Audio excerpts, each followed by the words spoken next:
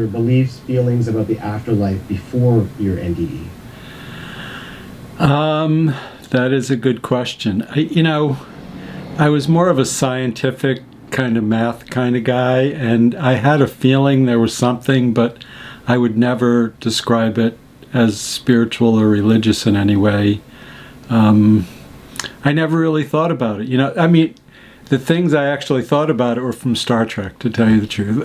That's, from sci-fi things. And I guess that was the beginning of opening up my mind to that, really.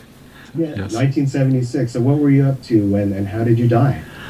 Well, I had been I spent my childhood in what's called Rybrook, New York now. It was part of Portchester, New York, which is in the U.S., about 20 miles north of New York City. And but I was living out in Colorado, and I had come back east to visit my parents. I drove back with a friend of mine, so we drove back in his car. So I borrowed my mom's car to go to this party. My roommate in Colorado was a friend that I grew up with, so we heard about this party from someone who we went to high school with, so we went to the party. I was definitely drinking and some other things that I don't do anymore, but... like someone in their 20s? Yes, in the 70s.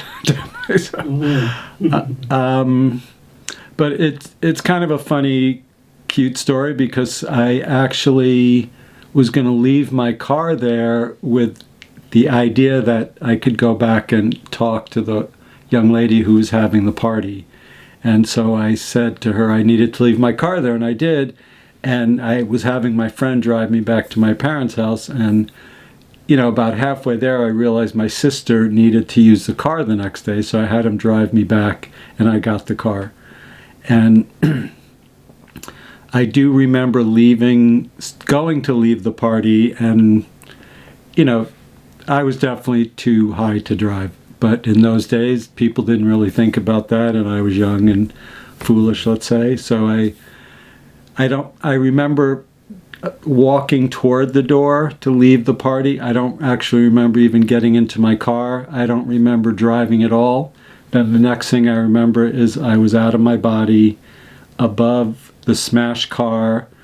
My physical body was leaning against a tree, like sitting with my legs straight out, and a police officer was crouching over me. I assumed he pulled me out of the car. I never checked on that. So I was in the white light. I didn't have any experience of actually leaving my body. It was just all of a sudden I was in the white light. It was all white light all around me where the car was in my body. It was dark there.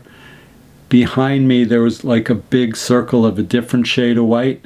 Within that circle there was like a white outline of a being radiating light off of it. I'm a very kinesthetic person, even now, very, touchy-feely kind of a person. And so the feeling was just, I'm always trying to figure out how to describe it, because it wasn't like this ta-da, super intense thing, but it was just everything was really okay, like walking on the most beautiful summer day where it's almost like the air feels like you're in water, it feels so nice kind of thing. And it just, I saw my body there. It made perfect sense that it didn't bother me. I seemed to have flashes of things that I thought were problems were not problems. Nothing really specific, but just kind of knowing everything in the world was okay. Did you feel disconnected?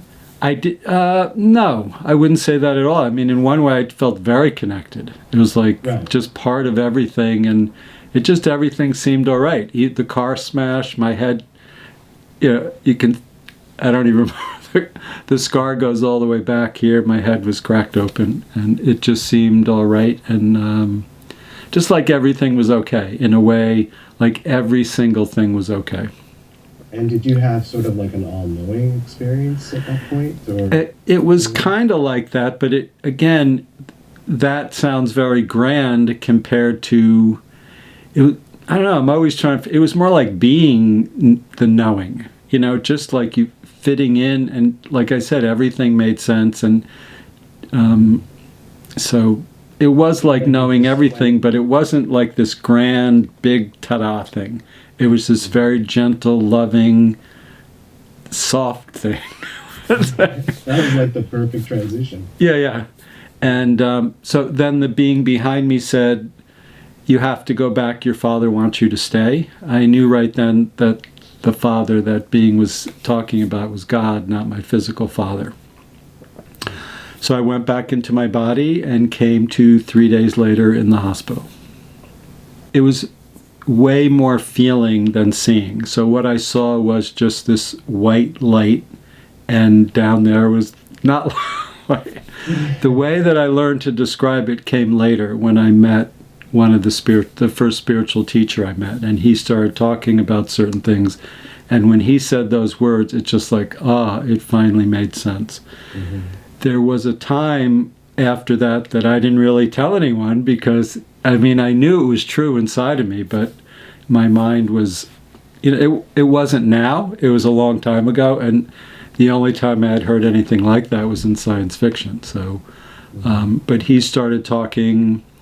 So he was an Islamic Sufi sheikh teacher, and he started to talk to me about Jesus and Mary, and Mary's love of God, and that when he talked about, it's like even now that it kind of, because there's something about it that's kind of the feminine loving energy, and when he said that, it's like, that was the love that I felt when he talked about Jesus, and I knew that being behind me was Jesus. I knew what it was, I just didn't know how to explain it. So when he used those words, it was like, that's it, because it was like a light went on and everything. Kind of like that, yeah. Again, it's very feeling as opposed to visual for me, and I'm still like that a lot. Yeah, So. but that's extraordinary. Yeah. It is like, okay, I'm not crazy. Basically. I knew I wasn't, but there was no one was talking about stuff like that. Yeah. I know what you mean. Do you recall the first time you sort of spoke out loud about this with somebody? I don't really, but I know that I went back to college. This was in the Northeast. I went back to Colorado and was there for a little while. I did mention it to a friend of mine there. And one of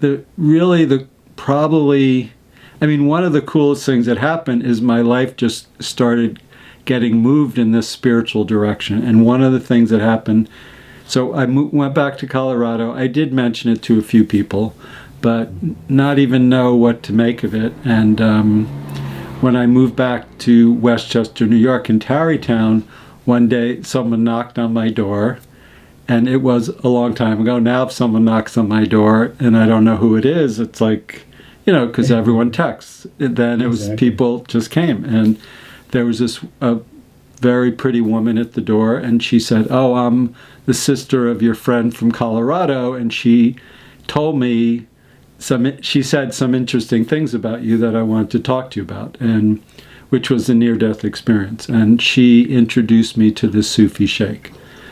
So, I don't know, a few months ago, all of a sudden it hit me, wow, this is so cool that this woman just showed up at my door. Yes, there was no internet, but whatever that, like the internet that connects us spiritually, was happening, and things in my life have just happened like that, where I've met people, teachers. I often say my near-death experience was a kick in the butt to make me realize that I have to be spiritual, basically. Mm-hmm. Yeah. So did you basically stay on that spiritual path since that day? Yes. Amazing. Yeah. And I'm sure there's been huge developments over time. Yes, definitely. It must be incredible. You must have a lot to talk about. I do. I have amazing stories that even, now I can look at it and see how amazing it is. But, even I'd have these really cool things happen, but even for quite a while, it was like almost embarrassing and shy to talk about it. now I can say just how amazing it is, and I don't feel like I'm being egotistical or, just something happened a few years ago when it was around Thanksgiving, and I had started posting stuff online, and so I was always looking for stuff to post and Thanksgiving, and I came across this email from a client who had a miscarriage, and she was very sick, and her friend kind of forced her to come see me. She didn't believe in the kind of healing I do, and the doctor said, forget about ever having a kid. We'll be lucky to save you at this point. After 2 sessions from me, she wrote me this email saying, thank you so much. I don't know what you do, but the doctors are saying I'm getting better. They can't even believe it. And I came across this email and I go, wow, that is really cool. Like when I'm doing it, it just almost seems all normal. And then, I don't know, when I read this email that time, I was like, wow, what I do is really cool. And again, in a way where I was almost looking as if someone else does, not feeling egotistical, just, it is amazing. That's all I can say. And it makes me so happy. That's the cool thing. So, yeah, for sure. And obviously you had an extraordinary out-of-body experience when you had your NDE. Yes. Have you had any since in meditation or astral projection or anything?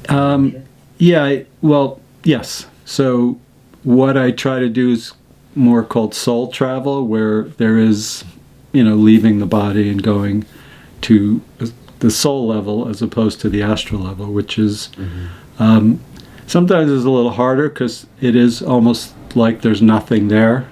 It is just, again, kind of like how my NDE was just this kind of knowing and feeling thing. That's what it's like. And see, I start to say it, I kind of want to close my eyes and just, it's almost like falling into a pool with the perfect temperature water. Well, it started with, so the Sufi sheikh started teaching about that stuff, and there's certain meditations to facilitate that, and a lot of, he would talk a lot about what would happen after we die. And I know the term near-death experience was started around then, but he didn't use that, and he had a near-death experience. A lot of the other people that studied with him too. How did he refer to it? He just referred to it, I don't even remember, but he would talk about like what happens after we die, and it I don't remember phrases. Well, one thing I can tell you is most times I would ask him anything specific like you're asking me, he would say, you don't need to know that. And so fair enough. Yeah, okay. It was very, and even now when people are trying to, I say to people, if you can put your finger on it, it's not it. So it is this amazing thing. But so in the Sufi tradition, they use stories a lot. And these Sufis were Mevlevi dervishes that follow the teachings of Jalaluddin Rumi, who's the poet Rumi that people read those poems, and they're these love poems and self-discovery. But he wrote this thing called the Mathnawi, which was, a very extensive book, a lot of it in stories and poems and things, conveying spiritual teachings. So a lot of what this guy would talk about would be stories, some from his life. There was this funny little character also that this guy Idris Shah wrote some books about called Mullah Nasruddin, and when he was young, he was very intelligent, but he was kind of like a wise ass. And so someone put like a spell on him that he would always be wise, but people would always laugh. So there are these funny little stories that, so within the stories there was a lot of knowledge and stuff, and it is done in a very moving kind of way where it is, we can know it in our heart, but we can't know it in our mind. So when you're asking these specifics and I go, I don't even remember, but you'd get the feeling. And so in the Islamic tradition, there's the ocean of divine love and benevolence, or the ocean of mercy and compassion. There's a few things, but that he would talk about that, and it's just that love that's all around us all the time. I was born in a Jewish family, so if people ask me, I would say I was Jewish. I went to Hebrew school. There were some things in the Bible that really caught my attention, but as far as the really mystical things, the story of Hanukkah, where the oil in the light lasted for 8 days, even though there was it just something in me like, whoa. But just some mystical experiences. But I wasn't really that interested, really. So I did, but just because I was told that's what you do, Right. Yeah. Were you bar mitzvah? I was, yes. Yeah. And I mostly did it because I got a lot of money. And that was my motivation. So. That's good motivation. Yeah. That's funny. Yeah, I think it could start from anything. I think it's important to understand you're never done with this, and there's always more to do. And sometimes the littlest thing. You have kids. That's like a spiritual experience every day. You learn so much, and That's true. There's the practical things of what you do for work. And I was a total jock growing up. I learned so much playing sports, watching Star Trek. Another TV show was The Dead Zone. That was he had a near-death experience in there, and his experience, a lot of it was very similar to mine, even though that's fictional. I just think it's this ongoing process, and I, like to find people that are very wise, that can teach me, and, it's always like, oh yeah, I made it, and then like a year later you think, wow, I definitely didn't make it then. And then, but I know not to think I made it now, but I know it keeps going and keeps going. It's always progressing. Yeah. Always developing. Yeah. So, the religious part, I'm not against religion, because within religions are a lot of really cool spiritual people. I just think, the dogmatic part of it, and some people use it in a way that is not what I really believe. But even in the Catholic religion or the Jewish or the Islamic, these very traditional religions, there are some amazing spiritual people. So Rumi was Islamic. So part of what he wrote about was, I'm actually preparing a talk about my experiences with the Sufis and Rumi. And I went back and read the beginning of the Mathnawi, and it starts with, how a lot of things in the Islamic religion, in the most merciful, and in the name of the most merciful and the most compassionate. And then it goes into, this is the Mathnawi. It says it is the root of the root of the root of the religion. And it's like, but he was Islamic. So, but that thing of the root, like really getting to the real core of it, it's really great. Yeah. What would you say is the real core? Love? Yes. To put into one word, but there's many kinds of love. And I think, how we love our children, that is, that time when you can look past how annoying they are and how much you love them. Like that thing that moves you past the part you don't like so I know with my daughter, she is a great kid, so it's not that she's not, but it's like you just have to surrender to that love, and there's nothing you can do about it. You are powerless, and that is the love. The spiritual love is like that.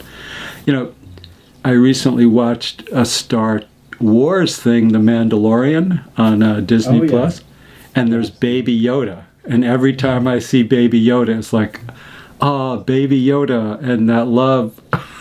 Yeah. So cute. Yeah. Yeah. How many seasons of that are there now?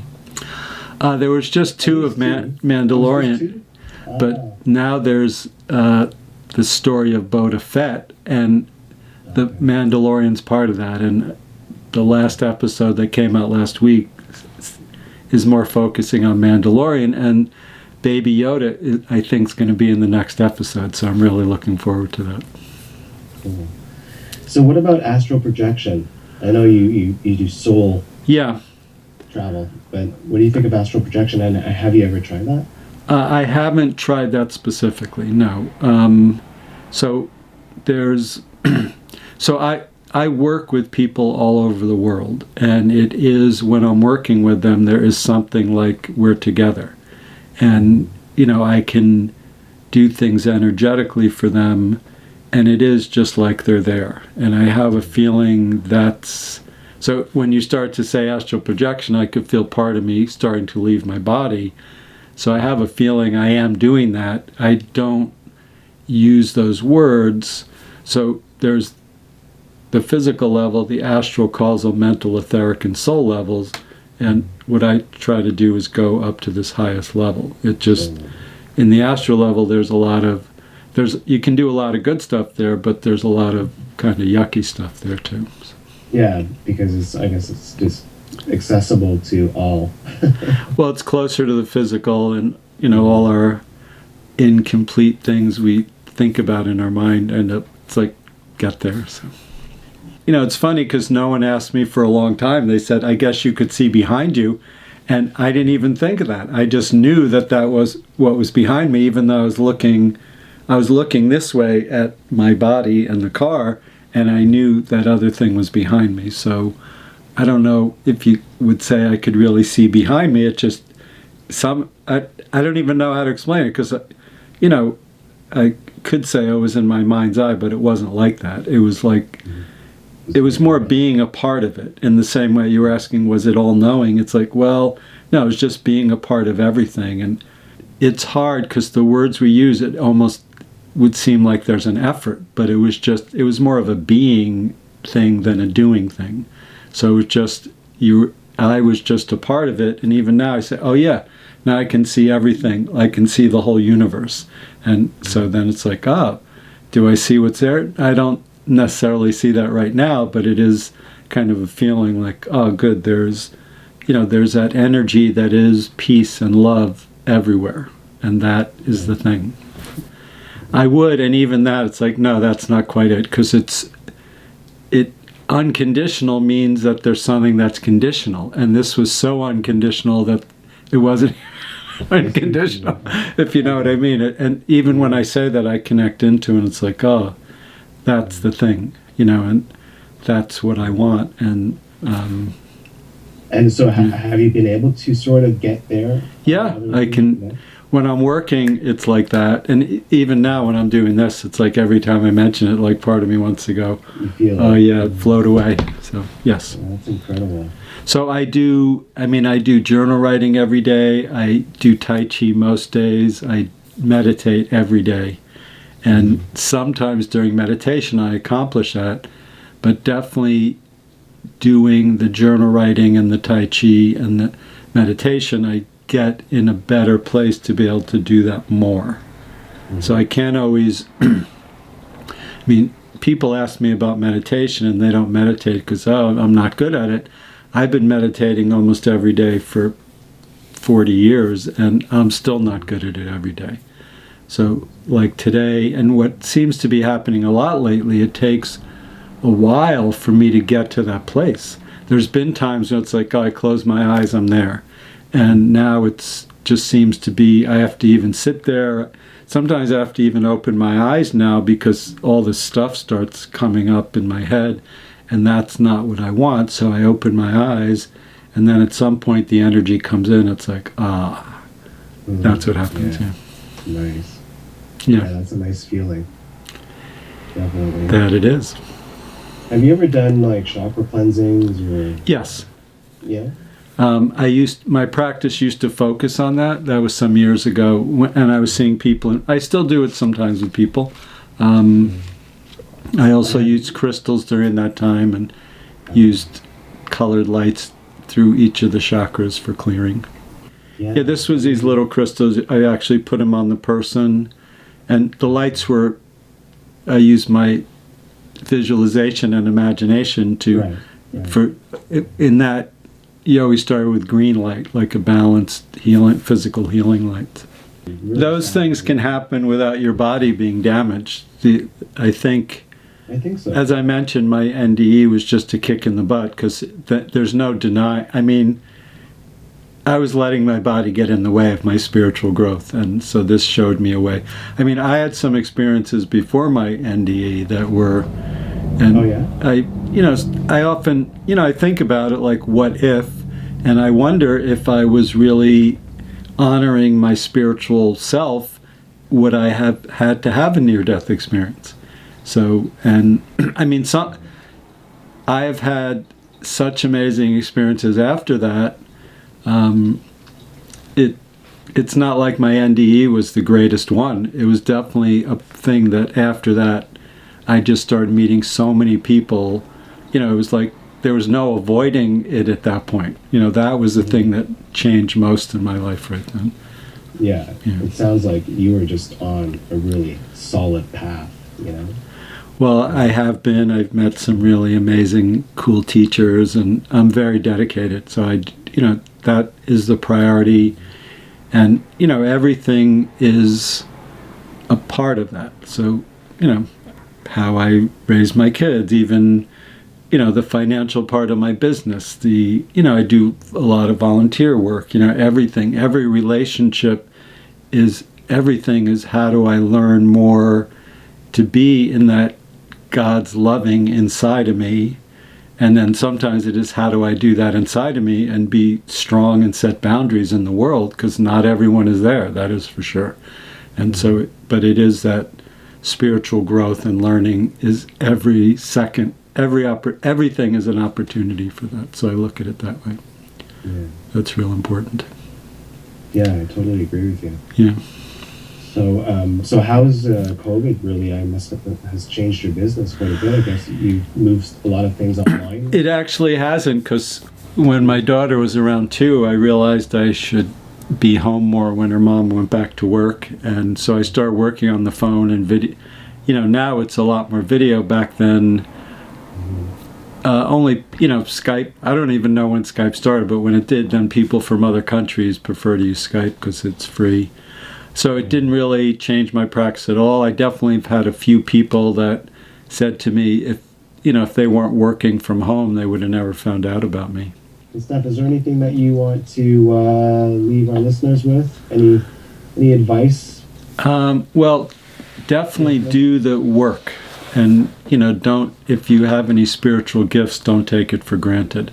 And you have any gifts in anything, don't take it for granted. But I think it's really important. Meditation and journal writing are probably the 2 most important things. And, do things to clear yourself energetically, keep your body healthy. This is the greatest gift and the greatest responsibility. So I encourage people to do that. And, I spend hours every day clearing my energy, taking care of my body, meditating, strengthening, learning. And you don't have to do meditation perfectly. If you sit there and your mind's blah, blah, blah the whole time, you're still sitting there and taking that time, you still get benefit from it. Yeah, I agree with you. That's some really good advice. Yeah. And in terms of energy, redistribution, when some people get clogged. Yeah. If they don't have the opportunity to go, see or talk to someone like yourself, is there anything that they can do on their own to help? Yeah. Yes. It does. I talk to someone who does what I do once a week, because it's much hard. Something I could clear for someone else, that would take me 2 hours of meditation for myself sometime. I do think journal writing, I have this exercise on my YouTube channel called Freedom Writing. That is a great thing. It is one of the best. I think I do Tai Chi. It really helps the physical body, meditation. There's different spiritual energies. The Christ energy is very strong for clearing, but if you don't like that because of the religious connotations, there are other energies that, the archangels, the Holy Spirit is in pretty much every religion, so that those are things. And it is kind of like praying to God and saying, "Dear God, help me," at that time when you're on your knees and you realize you have no control. It's beyond your understanding when you can let go in that way. Colors can be very healing. The purple color can really transform a lot in people's energy field. So there is things. It's good to have like a toolbox of a lot of different things. Sometimes you might know intuitively what to do. Sometimes it's just a matter of, well, let me try this and see if I feel a clearing taking place. At the end of the day, trusting your intuition, I think, is really golden. It is, and to understand sometimes our ego comes in and tricks us. So it's I don't know, but we need our ego. So there's a certain part that's humility. There's a certain part, well, saying that you can't think you can beat the negativity. So there's a humble approach to it. If you think, I was talking about the positive things in spirit, there are demons and entities and things like that also that are, so you can't like go like this to them. It is kind of like you call in the light and just, dear God, please help me kind of thing. So, and then you can imagine those things leaving. Well, my belief is there's no like eternal damnation, hell kind of thing. There are pretty negative things people get caught in, and so I mean, I just see things around people, and I know when I do what I do to clear them off, they feel better, and some people physically get better. So that is something that I know. There are very negative levels of consciousness people get caught in. So, in one way, there's no way to prove any of this stuff except from people's experience. So when I'm working with someone and I see these negative things or on myself, and all of a sudden it's like gone, and I feel, oh, what a relief, or they feel better.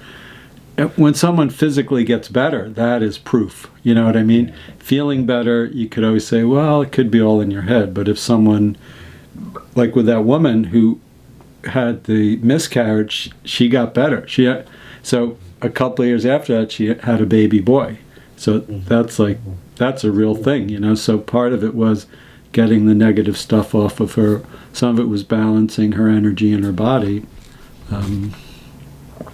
I mean, there are so many things that are invisible. Even love, we feel it, we know it. Our emotions are invisible.